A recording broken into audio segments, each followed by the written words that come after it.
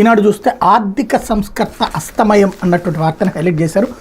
అనారోగ్యంతో తుదిశ్వాస విడిచిన మాజీ ప్రధాని మన్మోహన్, ప్రధానిగా 10 ఏళ్ల పాలన, ఆయన హయాంలోనే ఆధార్, ఉపాధి హామీ, తెలంగాణ ఏర్పాటు, అమెరికాతో అణు ఒప్పందంతో సంచలనం రేపిన నేత, రాష్ట్రపతి, ప్రధాని, కాంగ్రెస్ అగ్రనేతల సంతాపం. భారత మాజీ ప్రధానమంత్రి, దేశ ఆర్థిక సంస్కరణ రూపుశిల్పి మన్మోహన్ సింగ్ కన్నుమూశారు. గురువారం రాత్రి ఆయన తీవ్ర అనారోగ్యానికి గురి కావడంతో వెంటనే కుటుంబ సభ్యులు ఎయిమ్స్కి తరలించారు. రాత్రి 8:30 గంటల సమయంలో అత్యవసర వార్డులో చేరిన ఆయన్ను కాపాడేందుకు వైద్యులు ప్రయత్నించిన ఫలితం లేకుండా పోయింది.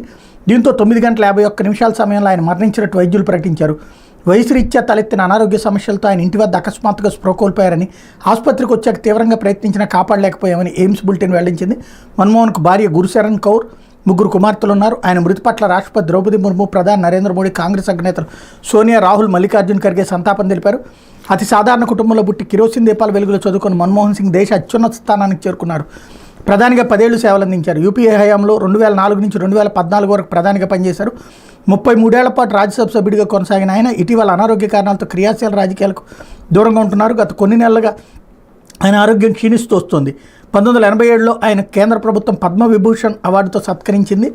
1991లో ప్రధానిగా పివి నరసింహారావు బాధ్యతలు చేపట్టాక మన్మోహన్ సింగ్ ఆర్థిక మంత్రి అయ్యారు. వారిద్దరూ కలిసి దేశ ఆర్థిక రథాన్ని పరుగులు పెట్టించారు. దీంతో ఆయన పేరు దేశవ్యాప్తంగా మారుమోగిపోయింది. ఆ తర్వాత ప్రధానిగా బాధ్యతలు చేపట్టాక చిదంబరంతో కలిసి ఆర్థిక రంగాన్ని ముందు కురికించారు. మన్మోహన్ మరణ వార్త తెలియడంతో కర్ణాటకలోని బెళగావిలో జరుగుతున్న సీడబ్ల్యూ సమావేశాలను అర్ధాంతరంగా ముగించారు. మల్లికార్జున్ ఖర్గే, రాహుల్ గాంధీ వెంటనే ఢిల్లీకి బయలుదేరారు. ఢిల్లీలోనే ఉన్న సోనియా, ప్రియాంకల ఆసుపత్రి వద్దకు చేరుకున్నారు. మన్మోహన్ మృతికి సంతాప సూచకంగా కేంద్ర ప్రభుత్వం 7 రోజుల పాటు సంతాప దినాలను ప్రకటించింది.